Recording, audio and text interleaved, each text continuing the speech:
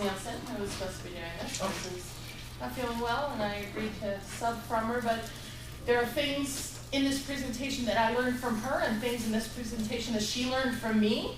So I think of this as our presentation anyway. I am a candidate for ministry. I graduate from Union Theological Seminary in 13 days. It's a little, and 10 minutes. But it's counting.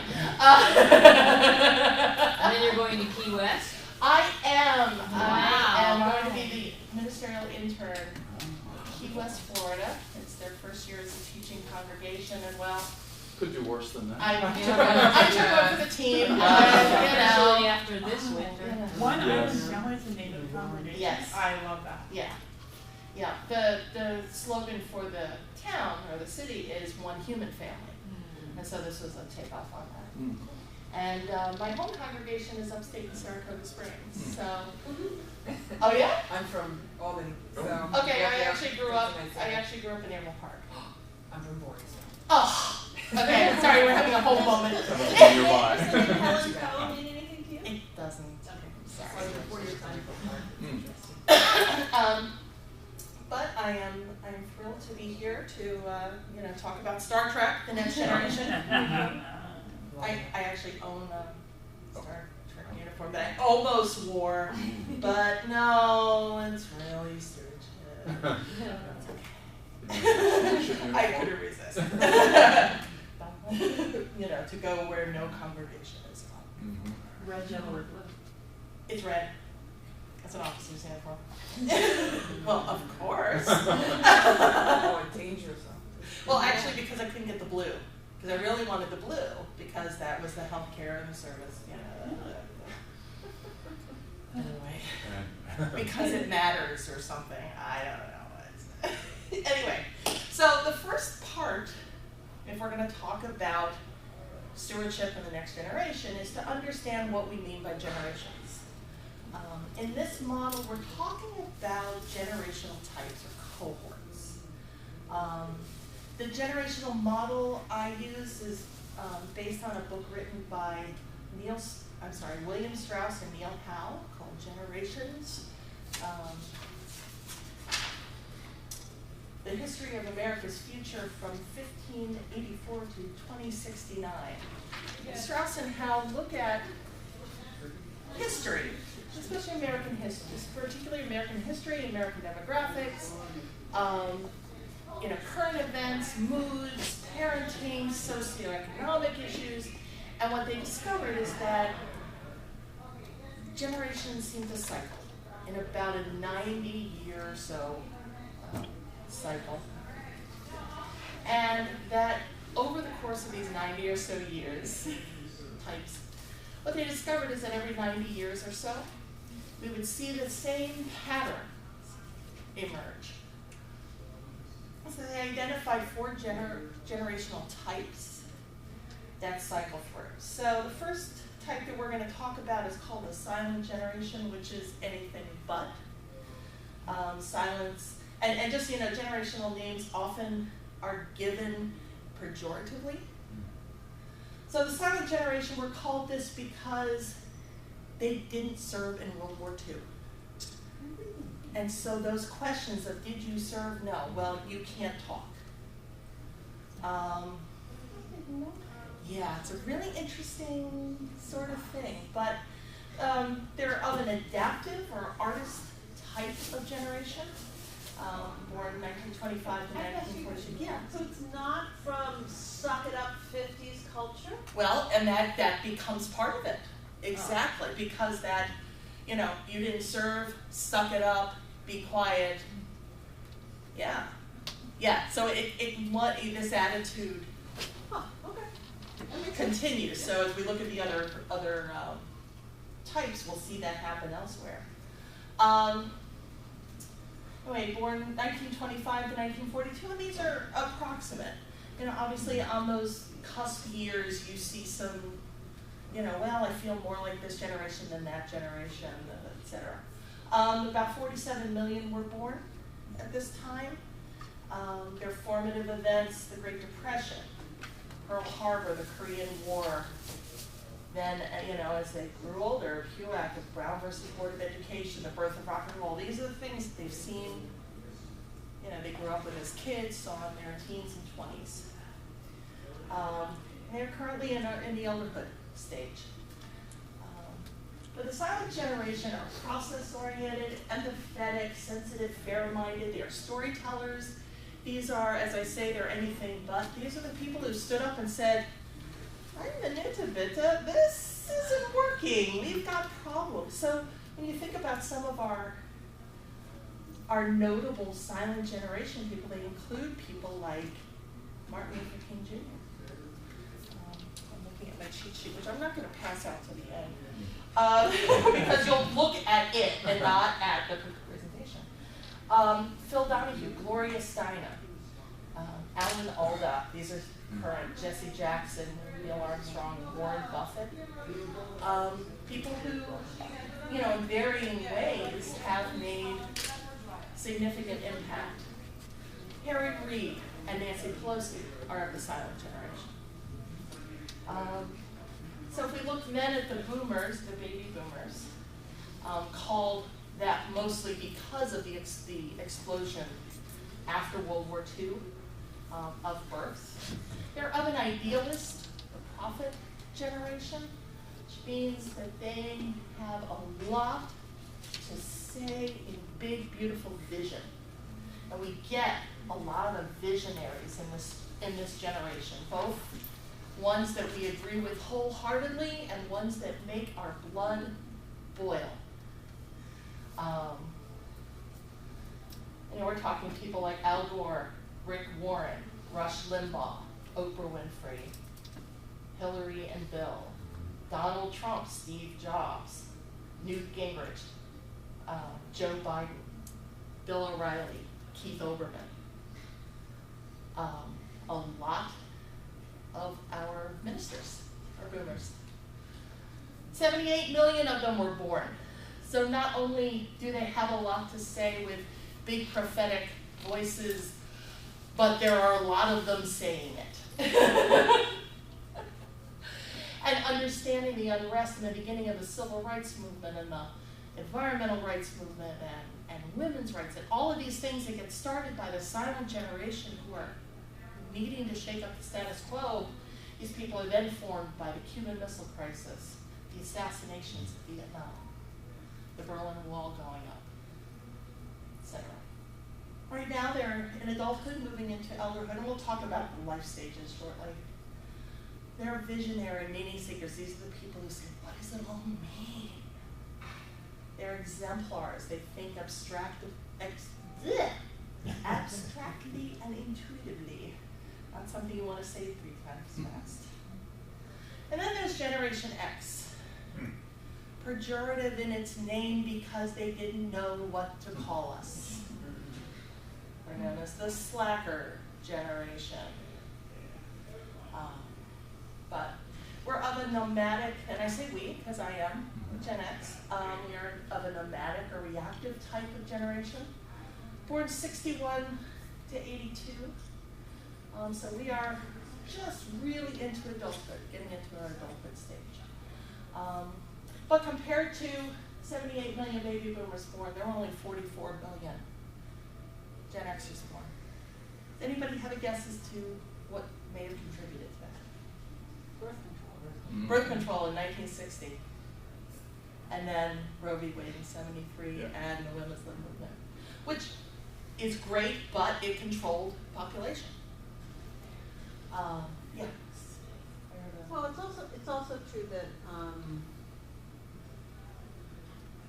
so I'm a boomer, and all of my children and all of my friends' children are not Gen Xers. They're the boom echo is in the millennials, which I think the top birth year was 1990. Yeah, absolutely. And that's the later fourth type of generation that we're going to talk about. But formative for us are things that really gave us a sense of mistrust. Watergate, Berlin Wall coming down and watching Russia fall apart, or the USSR falling apart. Morning in America, God help us, Challenger, Desert Storm, Rodney King. These are big moments for us. Again, we're in rising adulthood into adulthood. When we ask what does it mean, we want to know how does this apply to my life and what are the steps I put to do it. We don't care about the big vision, we want to know how to focus it. We tend to be improvisational, street smart, more realist, action oriented. And then of course the millennials, as you call the boom echo, which is true. These are of a civic or hero type.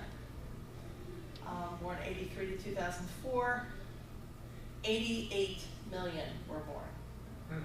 So one of the, just to take a step back, one of the reasons Gen X feels forgotten is that we're half as big as the other two generations. And millennials are kind of loud too, no offense, but yeah. But you're the generation from the silent generation. Correct, Okay? correct. And one more thing about Yeah. that, the silent generation went through the war, and it was after the war that they started having children. And That's right. they had Absolutely. them Yeah. in spades. Yeah, absolutely.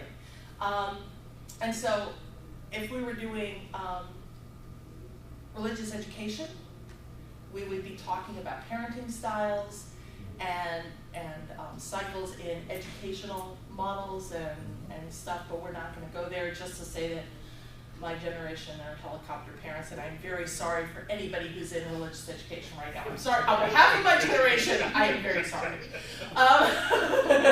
But because we didn't feel taken care of, we were the original latchkey kids. You know, we were raised by Sesame Street and Mr. Rogers. You know, and so it makes sense that that parent, you know, those kids don't want to raise their kids the same way, and thus you get this backlash with parents who have to be held into rooms on letting go so the kids can go do orientation at college and be told you have to let go. Like there are things. It's crazy. I have a question. Yeah. The two silent and baby boomers are 17-year spans, and then Gen X and millennials are 21 years. Why is that? Yeah. It has a lot to do with the events that happen historically. You know, the average is 22 years. You know, we had a quick succession of war. In fact, in the 1800s, we skip an entire generational type because the Civil War came too early. So, again, if we were doing the history of generations, we would go into that. But it's very interesting to, that it really depends very much on so many elements.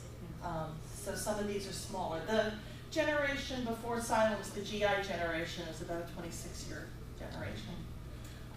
And we don't know how long the next generational cutoff will be. Anyway, millennials were formed by September 11th, the culture wars, the wars in Iraq and Afghanistan, and most definitely the Occupy movement. This has been incredibly formative. They tend to be very team-oriented, optimistic.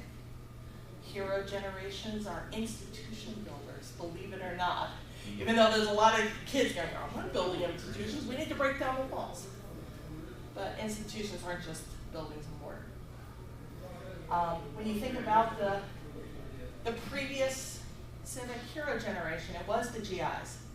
And you think about all the building that happened after the war and there are about 20 campuses in the Northeast that all look alike and they could be anyone, anywhere. They're all built the same. Those big office building kind of things. Big on organizations. Anyway, so those are the types. Now, so that's one layer, the generational types, and then where we are. So the elderhood, silence, and a every day growing number of boomers are entering elderhood, which is a stewardship role, where you're no longer necessarily on the front lines, but you're, you know, taking care, you're leaving legacy, you're guiding the organization, you're, you know, making sure it's secure, you're stewarding, you're mentoring, you're, you know, doing all those things. Really, 40 to 65 is that leadership time. I've done this in terms of leadership a number of times, and I put this up, and the over 70 crowd in the room goes, oh, I probably could resign from the board and it would be okay. Oh, maybe I don't have to run that committee.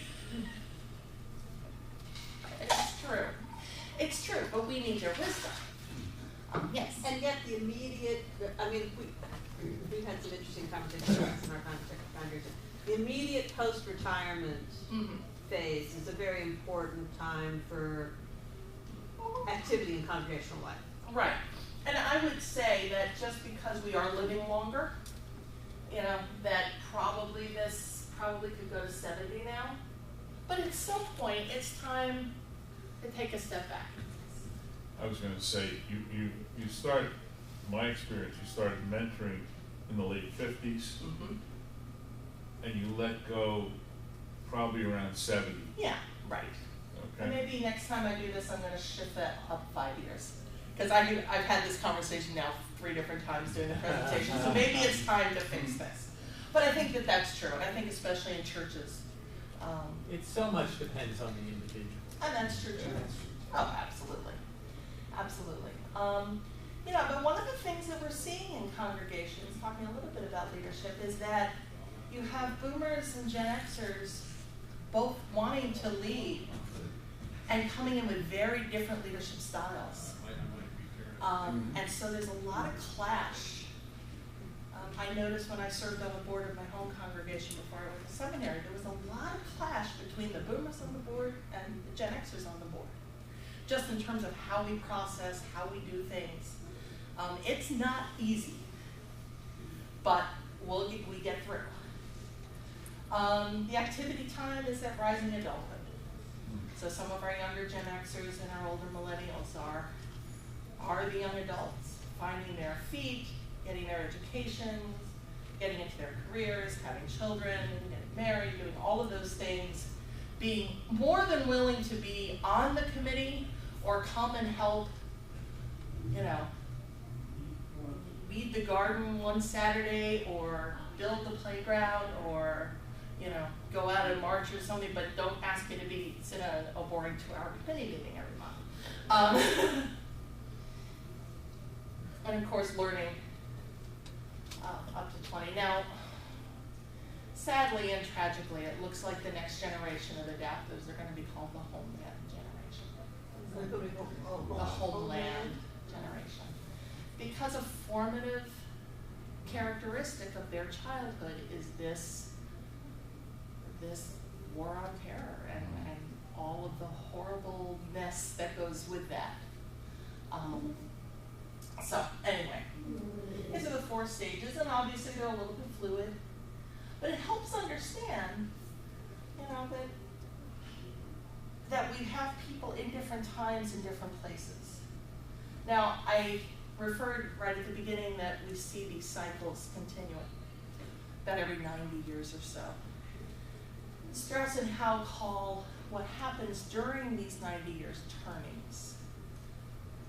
And so the first turning is that high time period. And each turning again is about 22 years long. A high turning is the time of prosperity, innovation, job creation. Institutions are strong, individualism is weak, and civics are moving into midlife. So this is absolutely the 50s. I'm sorry, what does that mean, civics moving into midlife? Okay, the civic generational type. So we go back. Your millennials are a civic or hero type. The GIs were that type, and so they're moving into their midlife, into that leadership time period. Then there's an awakening, where institutions are being attacked in the name of personal and spiritual awakening. This is those moments of, wait a minute, not all is well here. We've got some problems with our institutions. And this is the point when adaptives are moving into midlife. So this is the time of the ERA and women's lib and environmental rights. This is Stonewall. Okay. Then there's an unraveling period where institutions get weak and distrusted, personal autonomy, but personal autonomy is trusted. So instead of being institution-based, it's individual-based. There's often economic booms. And the idealists are moving into midlife. So this is the big economic boom of Bill Clinton. Ronald Reagan. Exactly. Ronald Reagan, Bill Clinton. Well, yeah, that sounds like about a 30-year period. And this one did last a little bit longer. 2008. Because then there was a crisis. And our crisis was 2008. There were people after 2001 or 11 who were wondering if, or 2001, sorry, 9/11, 2001, who were wondering if that was it. But the economy kept growing at that point, and it didn't seem right. And about 2 or 3 years ago, people said, oh, yeah, it was 2008. Where institutional life is destroyed, there's stock market crashes, there's bankruptcy. But out of that crisis rubble comes people rising to restore the institution, to put order back, to get rid of the things that were broken, to try and fix things. So the crisis before that was the Great Depression. And so you saw out of the Great Depression this effort to fix the banking system, get people back to work, the whole New Deal, et cetera, et cetera. So we're in a crisis. And this is when nomads, this practical, how do we get there, what are the steps, kind of people move into leadership. Which is why it's not a mistake that Barack Obama is president. He's a leading edge Xer. He's driving the boomers nuts because he's, you keep hearing these things, oh, there's no loft to his speeches, he's nothing visionary, it's all pragmatic. Well, yeah, he's a pragmatic guy from a pragmatic generation. But out of the crisis then comes that time of prosperity again. We're rebuilding. So yeah, so these are the kind of dates we have. 1963 with the death of JFK was a big, we could see the change. I don't remember, and I'm sorry I don't have this fact in my head, what they consider the event that happened in '86 to start the unraveling, but that seems Stock about market right. tax reform. That's what it is. Thank you. Yes. Yeah. There's also Iran-Contra. That's right. It was Iran-Contra. Thank you. I think I remember. And then obviously, we're in crisis. Just ask the boomers. Yeah. No, I knew it, and it just went out of my head. So I apologize. So that's what that's types in a nutshell, and generational theory in a really quick, fast, 20-minute nutshell. But that gives us a framework. And what that framework says is that we have different people working with different assumptions, having had different experiences, having had different formative experiences, and having had different ways that they're viewing the world, and at different stages of their life. So let's add some economic realities for each generation. The silent gen is in retirement, often with fixed incomes, screwed over by that Medicare Part D thing. In many cases, struggling, having lost a lot of money in some cases in 2008. The boomers are in or approaching retirement, so there's a whole level of what are we going to do with the rest of our lives, knowing we're going to live till we're 90 or 100. different, is retirement looks different for a boomer than it did for the boomer's parents. A lot different. For one thing, they've got a longer lifespan. Exactly, and that's it, yeah. And boomers were among the first generations to not do 40 years as the company man, as it were. You know, so you started having people doing shorter stints at a variety of companies, and that's when all the portable IRAs and 401ks and all those things happened. So it just looks so different. So my boomer brother and sister can't, if my parents were alive, can't have turned to my father and said, so how did you make it work? Because it's completely different. Gen X. So as a side note, I remember when I was 26 years old, so that would put it 1986. Reading an article in Time magazine, maybe it was 87, Time magazine that said that my generation was the first generation in the history of the United States that were predicted to make less than our parents. Mm-hmm. That was 86, 87. So we've been kind of struggling all the way along. Then there was we got decimated, job-wise in the crash. I have a lot of friends who are my age who have had to get out of the job market completely, start their own businesses, find other ways to make a living. Heck, I quit a job in a Fortune 500 company to go to seminary. What was I thinking? I don't know. Anyway, but we're facing the rising college costs for our kids who are going to school, and many of us who are going back to school. And the millennials are just being crushed under this exploding student loan debt. There are a couple of charts that I grabbed from Mother Jones. And this is these were published last year. The price of 1 year for four-year college has gone up since 1980, 500%. Mm-hmm. Whereas the consumer price index has gone up 100%. You want to know why students, why millennials are straining about debt? And the other one to go with it, borrowing problems. It's student loans. You know? Here we got screwed with a credit card debt. The crash, rates went up, people lost jobs. That's evening, that's going down with everything else with student loan debt. It's a mess. I'm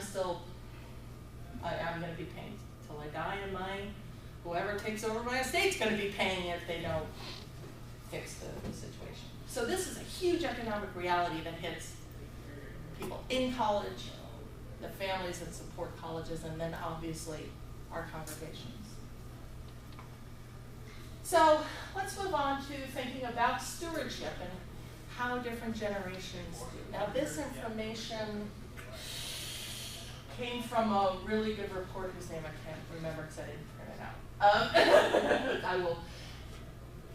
When I hand you these things at the end, it's got my contact information. If you want some of my source material, I'll email you. So, generally the oldest generations in our congregations, 72% give to religious purposes. They are more likely to give to charities in order to provide funding where the government does not. These are the average giving rates. Many will also give to secular causes. So you're looking at about, $1,200 per person, average. That's per person, not household. I believe it's per person. That's probably right. Yeah. Because Yeah. well, it matches the. Yeah. Has anybody done a study lately of how you use Paul? Because there was No, there's statistics it's probably from 10 or 15 years ago, and you use per person are the second to worst per percentage of income givers of any Makes denomination sense. in the country. That makes sense. We're quite bad. It's changed a little bit, but it's still. It's, yeah. It's interesting to me that it looks as if I'm reading this Mhm. data correctly. Right. 60% of the charitable giving in this generation is to their church Mhm. Yeah. or to a religious cause. Right. Right. Yeah. So that's important to remember. When we look at boomers, it's a lot less. Oh, I see, so that Yeah. previous chart was about the That's silence. about the silence. Okay, Yeah. I'm sorry. So this is about boomers who are giving less. Now, this is from 2006. This is the data that I got elsewhere. So I think things have probably changed some, but you know, they're giving about 1,400. But they're giving more. They're giving a higher percentage of their total charitable dollar. Right. Right.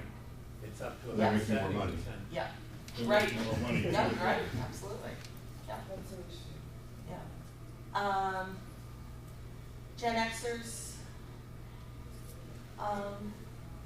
you know, less than half of us are giving to religious purposes.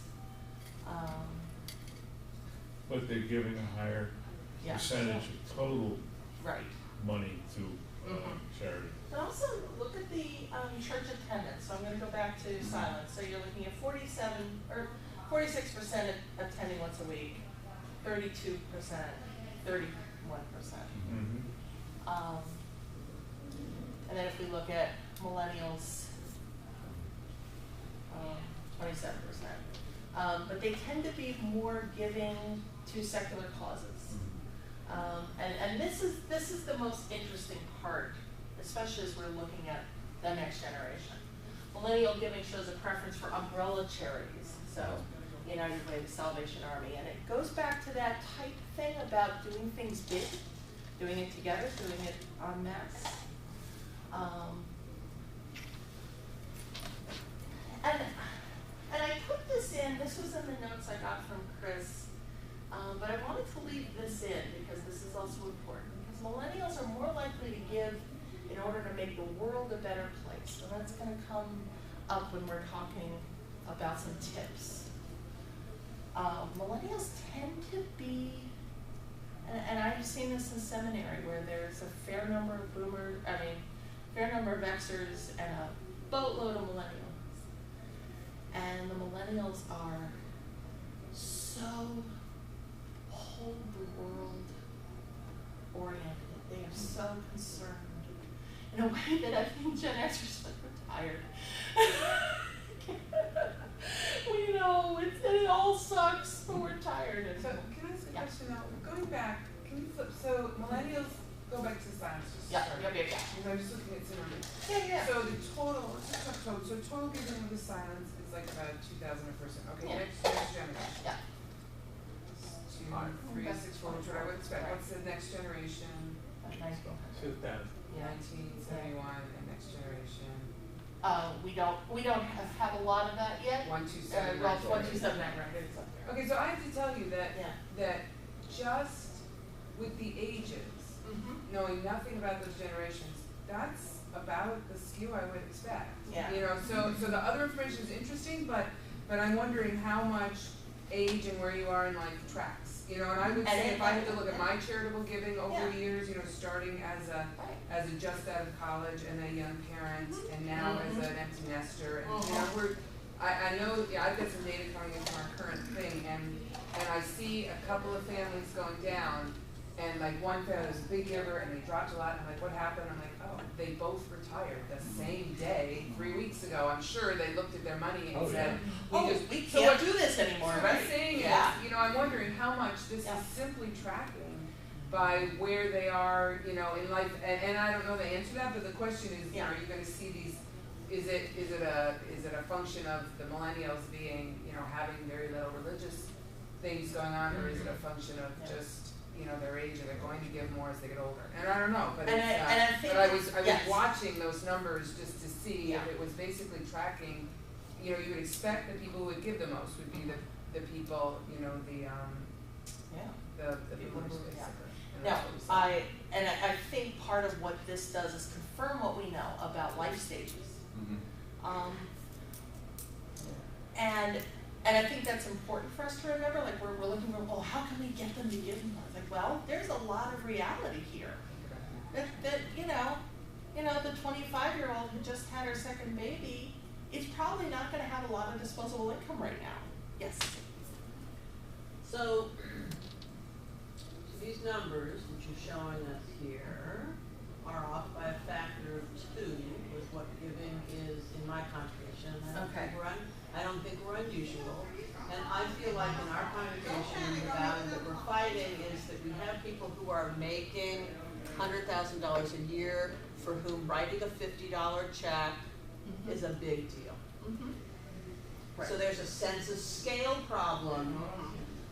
There's a sense of scale problem, not just in giving to the congregation, but in their giving in general. Well, And I'm gonna go back to this chart and say, here's part of the problem. And I think that's a suburban problem. Okay? Because we know that there's yeah. statistics out there that say that people who are who make the least actually give the Absolutely. most percentage-wise. So Right.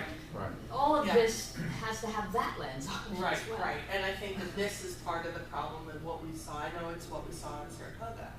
And suddenly, I mean, we had a couple of great income earners drowning because, mortgages. We did pretty well through that period by making the point that if you're working, so those are averages. Yeah. But we know in our congregations that what's actually going on is the Joneses and the Smiths just lost their jobs. Right. Okay? But if you're still, and there were a few government people who, whose pays got docked, but most everybody, if they're still working, then they're still making the same amount that they were making before. Yeah. One of the things that we found is, a while ago, one of our staff members said, have you ever heard of the Financial Peace University, which is a program, I can't remember the guy's name who put it out in Tennessee, but anyway, we started giving this program, and I discovered we had an awful lot of people that really were not financially wise, that they did not know how to budget, they did not know how to handle their finances. Yeah. And we started working through this 13-week process, and some of these people, and I was a finance chair at the time, I watched to see what happened to their pledge the next year and the next year to that. Yeah. And it changed. Oh, absolutely. It changed very well. Yeah. I mean, I remember that sort of wake up moment of, oh, no one ever taught me how to balance a household budget and really keep track of this and what I need to be on top of. And I don't know where that got lost, but I know that I'm one of millions of Gen Xers who've gotten, kind of missed that lesson. And I don't know why we missed it. But you're right, some of it is about. Because they stopped teaching it in elementary school. Really? Yeah. Home economics went out the window. That's true. It is, you're in New York, you're in New Jersey, it is part of the New Jersey state curriculum now, they add in financial literacy Oh, that's good, because requirement. that would- It is Yeah, a state requirement. But Christie Interesting, delayed the The implementation of it? Of course it My does. son was going to be teaching it. So it does raise an interesting side question about, is this something that stewardship committees or finance committees can take on as a program for our congregations? Some of the research I was reading kind of said that is a smart thing to do, that sometimes it's when you feel uncomfortable talking about money in a planning sense becomes a safe place to start a congregational conversation That's about money. a fabulous idea. We talked about budgeting, but we also, when we were brainstorming this, we said, think about the things that have happened recently. What do you do? What are some things to suggest to do if you did, of course, if you lose your job? What are ways to cut that? what if you get a financial windfall? That happens Yeah. sometimes Oh, too, yeah. and people end up in a bad place financially because they got a big inheritance and just Yeah. were stupid with it. Oh, yeah. And then end up with a tax bill having spent away, you know, whatever. So That's there are great. sort of a number of courses. Yeah. What'd you call it? Financial Peace University? Financial Peace Like University. PIE or No. or PEA? PEACE. Oh, that's, this is great. I wish I- can't see. I'll Google it, I'm sure you Yeah. can find it. Thank you. That really is fabulous. That's he said By the that. way, after doing that for Yeah. 3 years, Uh-huh. the interest went right down. Nice. And that was 2000, it was 2008 that we did it, 2008, Yeah, nice. 2009. Nice. Or 2007, 2008, Yeah. 2009. Because I know that, my congregation's had a retirement planning thing. Or, what to do now that you're retired, how do you manage that? But boy, it would have been nice to have this. Well, Really, I'm like, The average American is 2 to 3 paychecks from bankruptcy. Yeah. So, all right. So, just to talk about some giving trends that we're seeing, 60% of our donors now are Gen X and millennials. They're giving less, but we have more of them.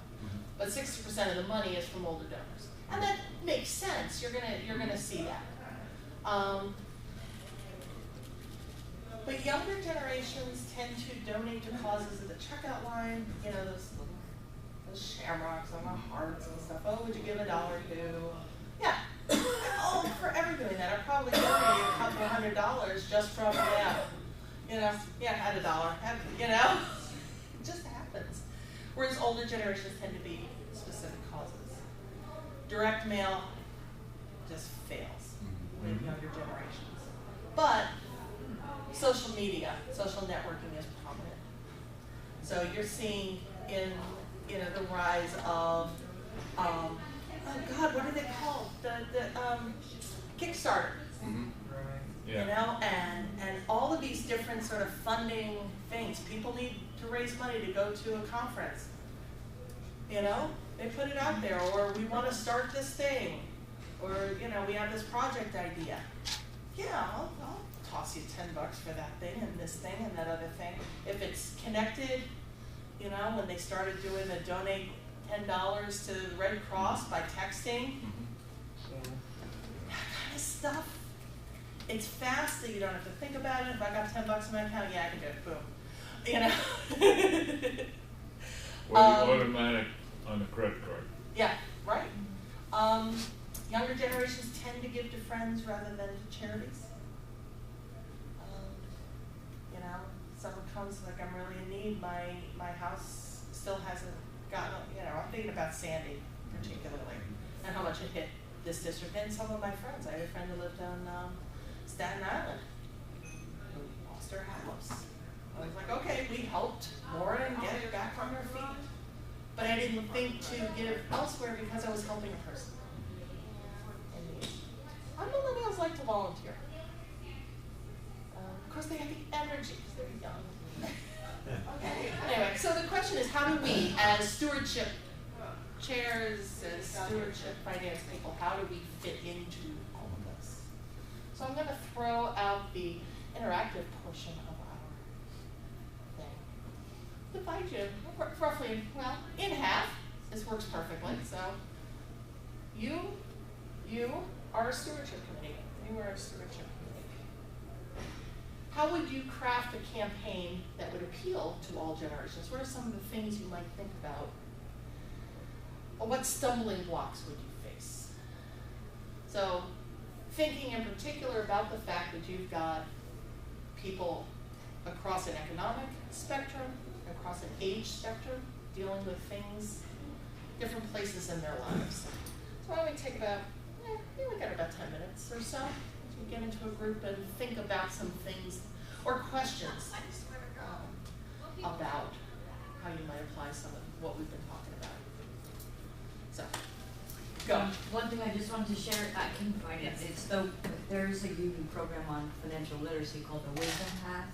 Nice. It's the new one. The new Oh, one. good. It's a big commitment, and it's more than just that, but Yeah, Right. it's not It's so a much very- financial there's, literacy. I think there's a smaller financial literacy component of fourth as well. Nice. Very short.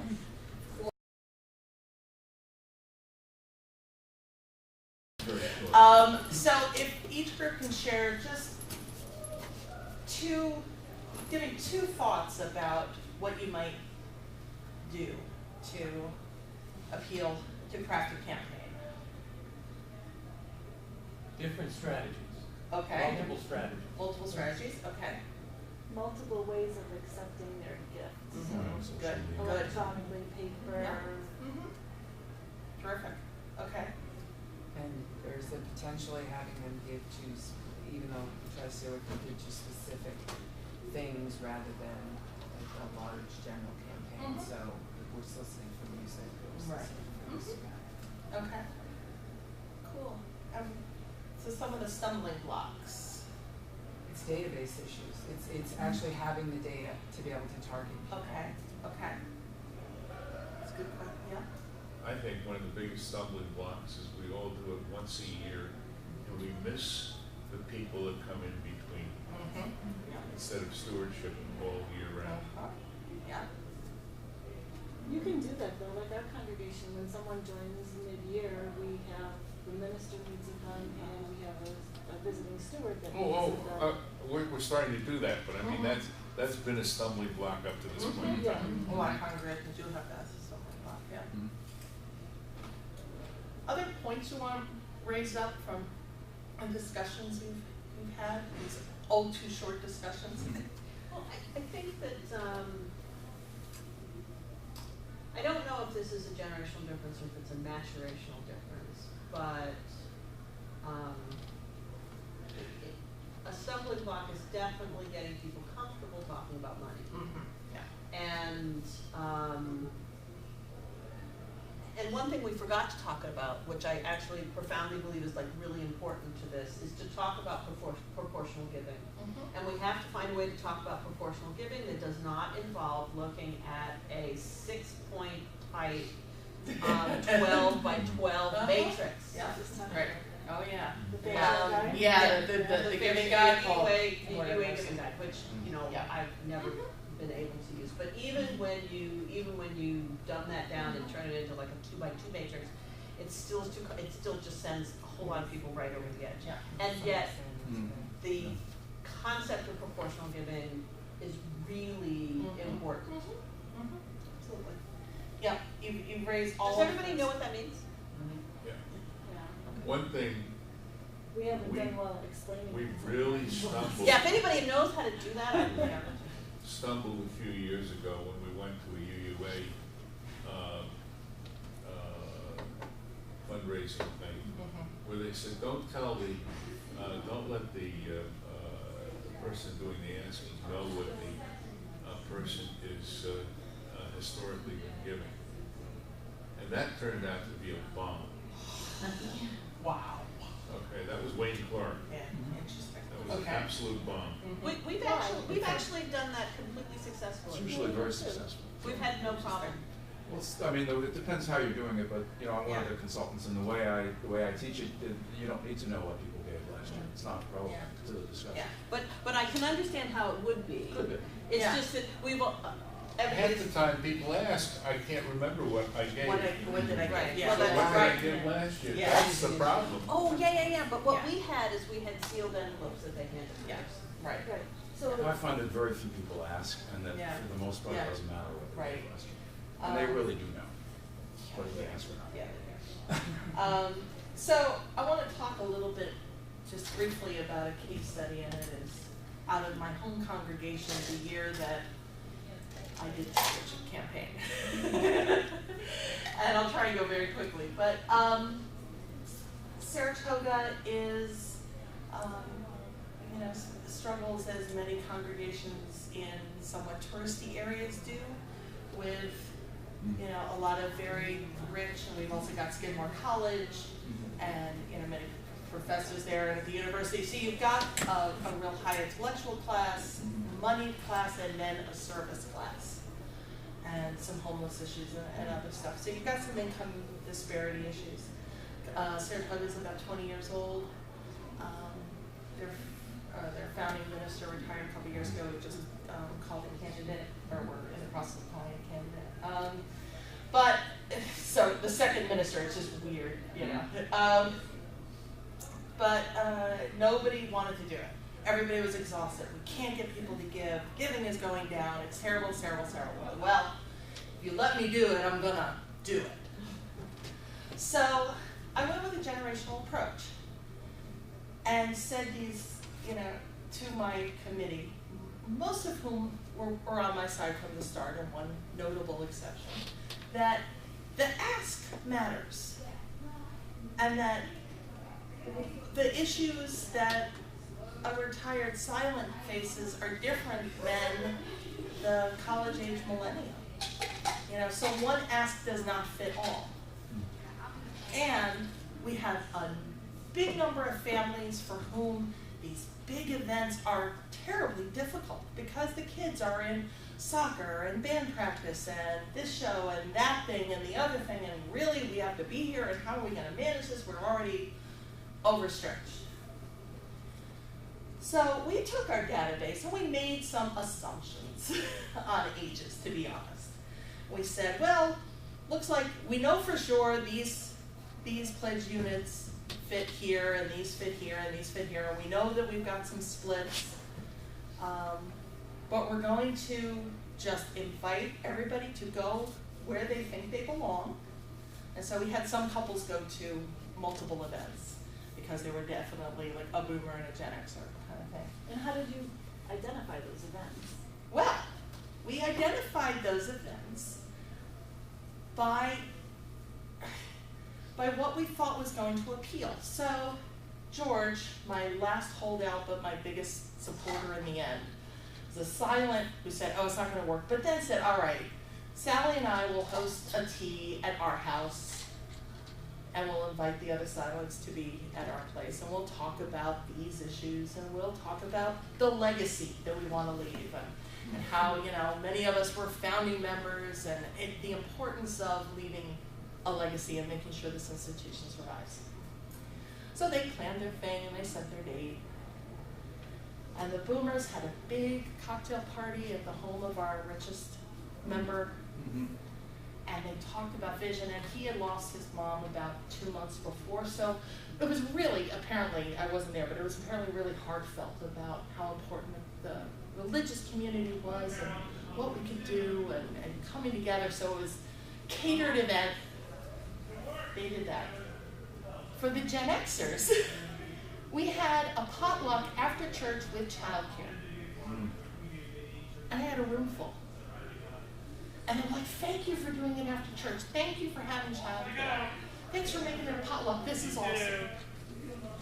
And the millennials met a couple of different times at a local coffee house. So some of them could make it on a Thursday evening, and some could make it on a Saturday afternoon, and so we had a couple of, and they had conversations about what does it mean to be in a religious community, what does it mean to begin being part of this in a financial way. At the end, we had a big party at the end of the campaign.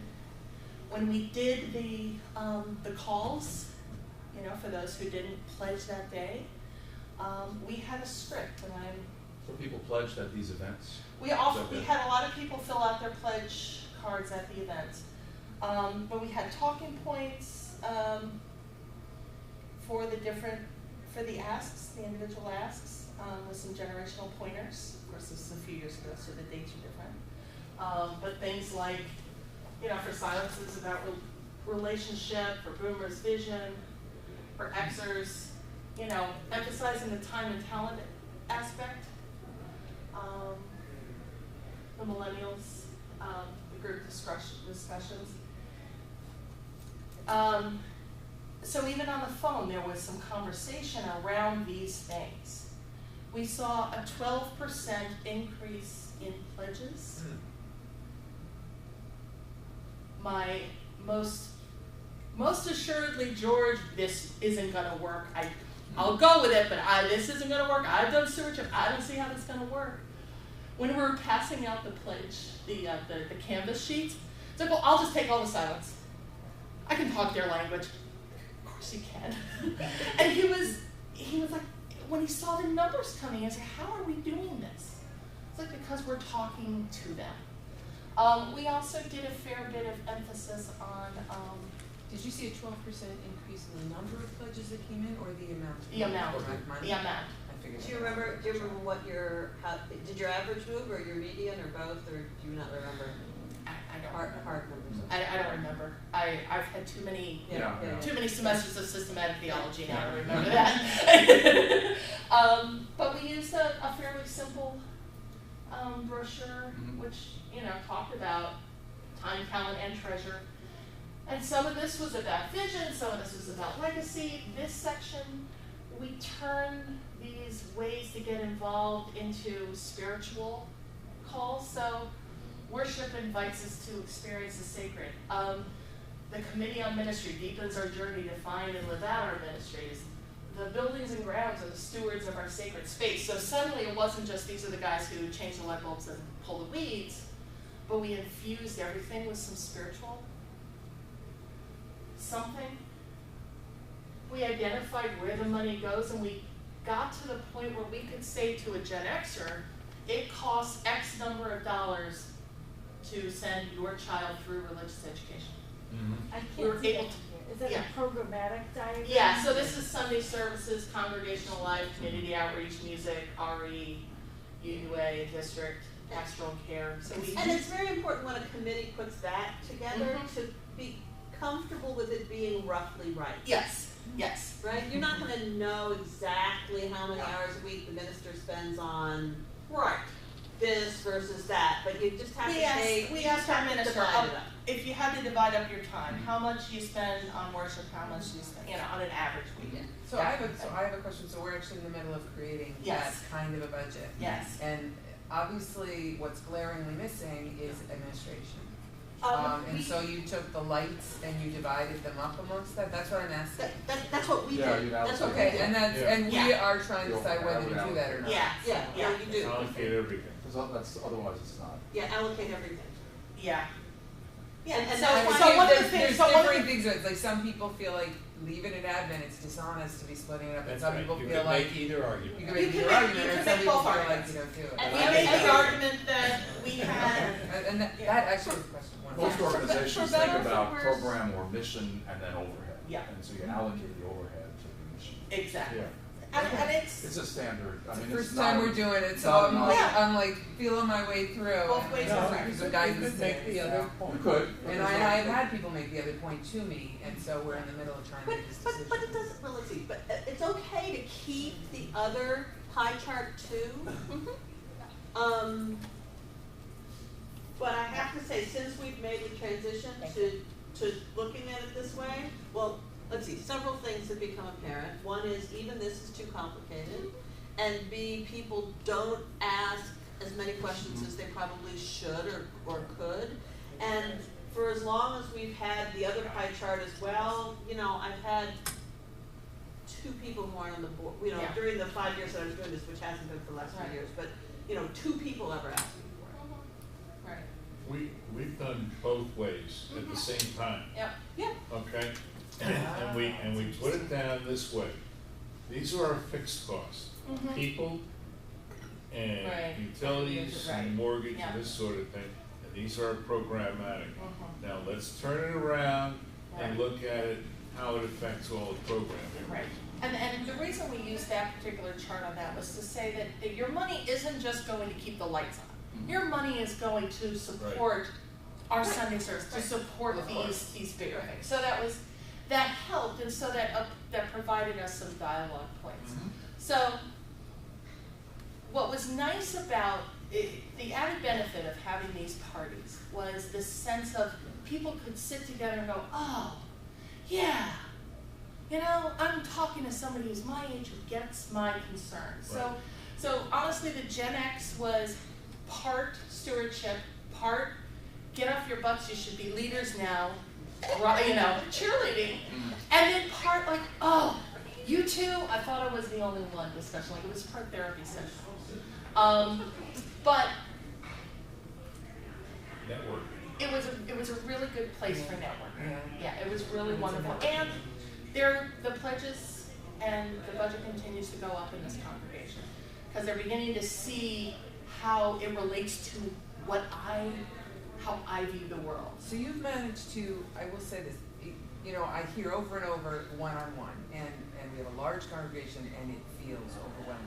Mhm. So you managed to, in some ways, avoid the one-on-one by throwing some very specific parties targeted to generations, Absolutely, yeah. with specific agendas, kind of per party. Absolutely. It's kind of like the cottage, sort of like Yeah. the cottage Right. party model, Yep. but with the cottage parties defined Right. not by neighborhood Exactly. or Yes. by random It's assortments of another people. way to divide people up, and in this way, you're hitting something psychological and sort of Sure. input. So we have like 2 minutes, so I'm going to go quick through the tips.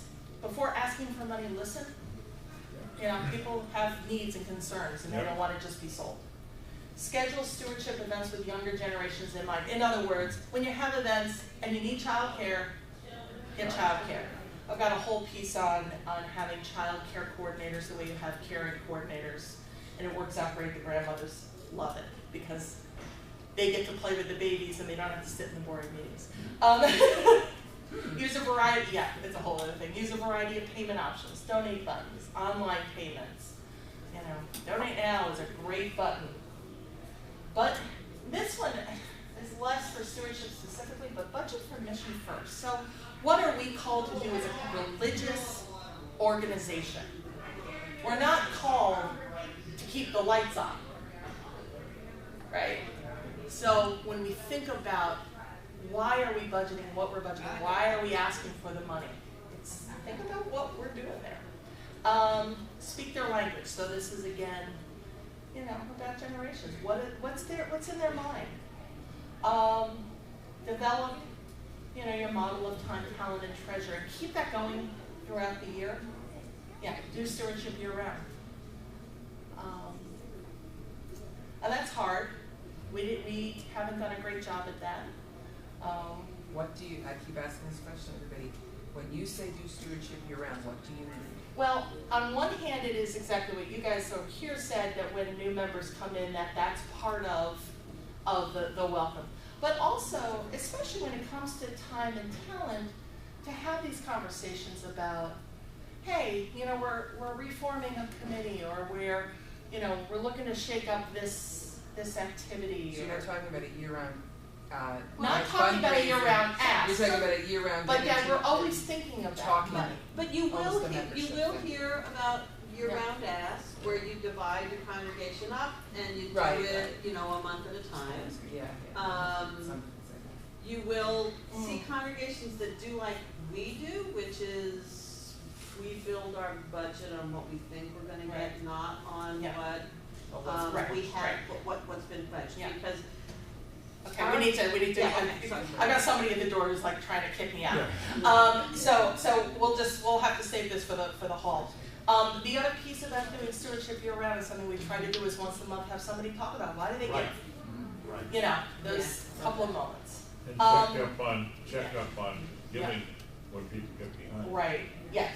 Make the need relevant, you know?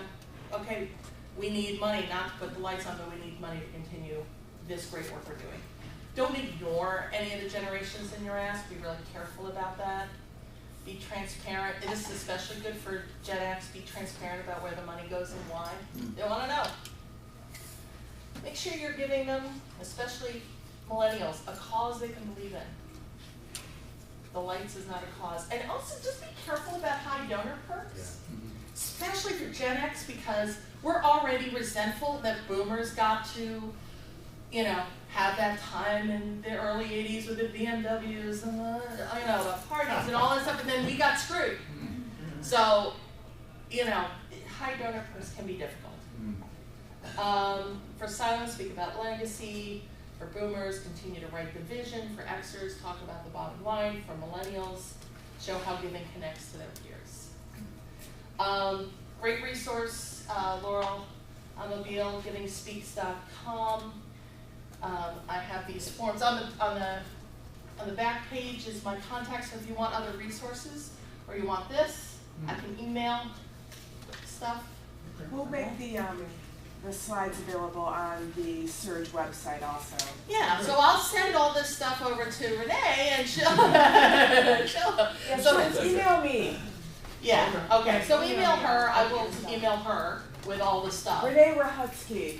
Yay! Just search And for a bunch of I wish vowels. we had another hour. Yeah. I am very sad we don't have more time because I feel like we just got Thank you, you going. did a great job. Yeah, thank Oh, you. thank